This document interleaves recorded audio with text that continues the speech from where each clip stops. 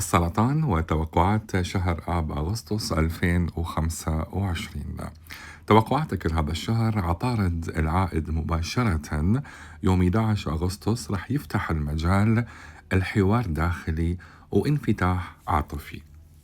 اقتران الزهرة والمشتري بالسرطان يوم 12 إلى 15 أغسطس رح يعزز الأمان العاطفي والمصادر المالية من الشراكة والمنزل. دخول الشمس للأسد وبعدين للعذراء رح يحول التركيز من الحميمية إلى التنظيم الداخلي.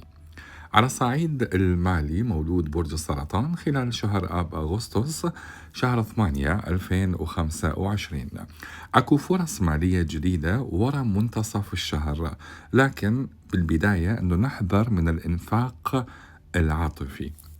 مهنيا أكو تغييرات بالروتين اليومي، فرص للنمو خاصة ويا المهن الإبداعية والمهنية. عاطفيا فترة من التنقية العاطفية، حلول قديمة وشفاء عاطفي بعد تحديات بداية الشهر. على الصعيد الصحي أكو توتر نفسي ممكن يحدث، الاسترخاء والاتصال العاطفي كلش مفيد إلك خلال هذا الشهر.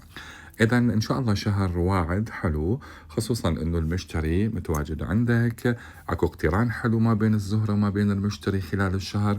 هذا راح ينطيك كثير من الفرص وكثير من الدعم الحلو مولود برج السرطان. انتظرني بتوقعات أسبوعية خلال الشهر.